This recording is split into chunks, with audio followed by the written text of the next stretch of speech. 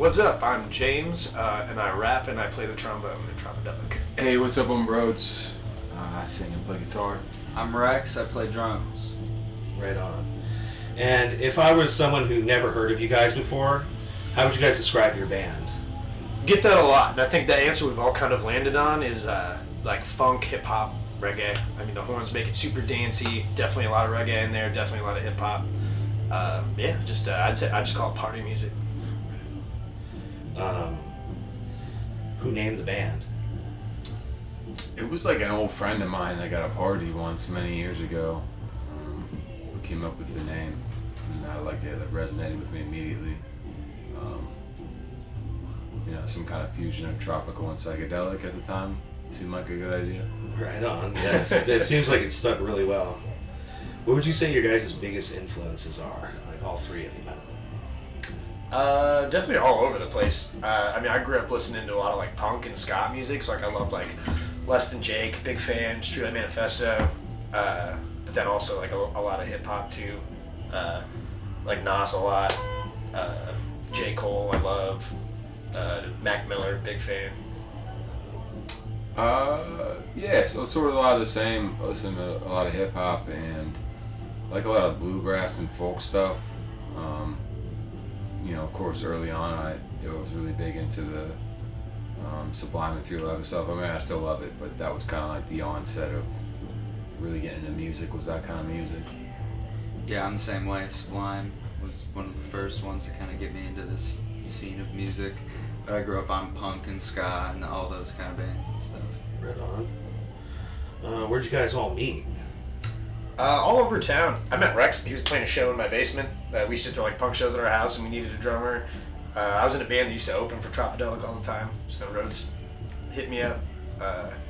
Everyone was kind of just playing around town, and after a couple of years, we all just kind of ended up joining forces and getting it going.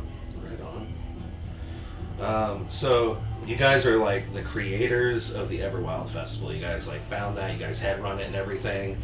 I'm really impressed by that aspect because, you guys seem to be one of those artists that is more for like spreading music more than like capitalizing on music. You guys are like putting other artists up. You know what I mean? It's not easy to run a festival, whatsoever, let alone have your name behind a festival. So like, what was the inspiration though behind creating that? We just thought it'd be super cool to throw our own event, and more so, put on a diverse group of artists that we personally love, and not kind of be just like all one thing. Which there's an act called Wookie Foot who has a festival called Shangri-La, and we had started our fest before we had ever played theirs, but we had played theirs and we're like, whoa, this is like such a great mixture of acts and just such a cool vibe there. They really like kind of like, to me in my head, are like, that's like the mark. Like they set the tone for that kind of, because there's really not, I guess it depends on the scale, but there's not a ton of festivals that are like super diverse. I guess when you get up to the super large ones they are, but in our kind of mid-tier, not a lot. Right on, yeah. That makes sense. So I heard that you guys had like a lager too, some sort of beer. Yeah, we've had a couple beers, but yeah, we just made a beer with a brewery out of Cleveland called Brew Kettle. It's called the Los Colores Cerveza, and it's named after our album, All the Colors, and our logo's on the can. It's a Mexican lager with sea salt and lime. It's delicious. Right on. Right on. Hell yeah. But it's actually super cool because the Cleveland Guardians, our MLB team, they sell the beer in the stadium, and it's like got our name on it, the picture and everything. We're also playing at the stadium May 26th, like at the game, and one of us is going to throw the first pitch too. And oh wow! So, yeah, really excited for that. And you guys are local there too, right? Yeah, we're from Cleveland. That's like, so it's like kind of hitting home for you guys. It's a dream, absolute dream. Right on. So another thing I wanted to bring up was you guys have a large catalog. But the most impressive part about your guys' catalog is not just the diversity of everything, it's also the collaborations you guys put on. You guys do a lot of collaborations, even with artists that like don't have too much of a bringing. Like, you kind of guys get in there before they're like in massive or in some way. Like, you it seems that way because like I follow a lot of different artists that you guys collaborate with. Like, I remember being like following a couple of them and being like, man, these guys need to get put up somehow, you know. And then I like, oh shit, they did a collaboration. Oh wow, that's fucking badass. And then you see how they like grow in popularity and stuff. You also put them on your guys' tours and the Everwild Fest too, which is really cool.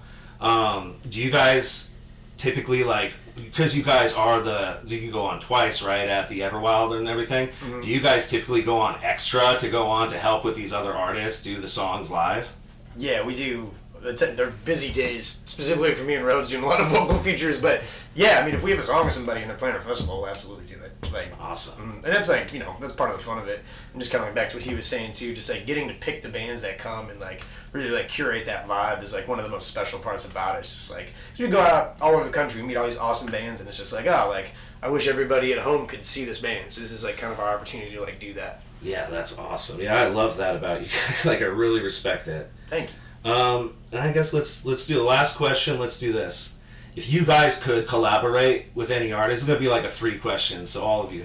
If you could collaborate with any artist, don't matter who, like, regardless of bullshit political things going on right now, regardless of anything, if you, even like 12-year-old you or whatever, you know, back in the day before any scandals, if you could collaborate with any artist, who would it be? Gwen Stefani. I was gonna say, yeah, it's just a little fresh in our heads right now, but like, yeah. We just watched Gwen Stefani soundcheck, and like we were just like grinning ear to ear. Like, that was one of the coolest things that's happened. Like, I don't know. Like, I didn't think I was a like total fangirl moment. Like, I think you start a band when you're in high school so that one day you can fly to Los Angeles for one show to play with Gwen Stefani. And that's just like what we got to do today, and that's like the coolest thing in the entire world. So that's your guys' highlight pretty much right now is the you guys. Yeah, I know it's not necessarily an answer to the question. Oh no, that's great. That's great. We would love to collaborate with Gwen Stefani. just to see her, just to like see her. I mean, like, you know, that was just such like my formative years, like listening to No Doubt. That was just super cool. And we've got to meet like a lot of people that, you know, we looked up to over the last few years in particular, but that was just super cool. Yeah, right on. Yeah, well, that's badass. Well, thank you guys so much for doing this interview with me and meeting with me and everything. Yeah, appreciate you, bro. For sure. And I'll see you guys 100% later this year too. Hell yeah. Cool.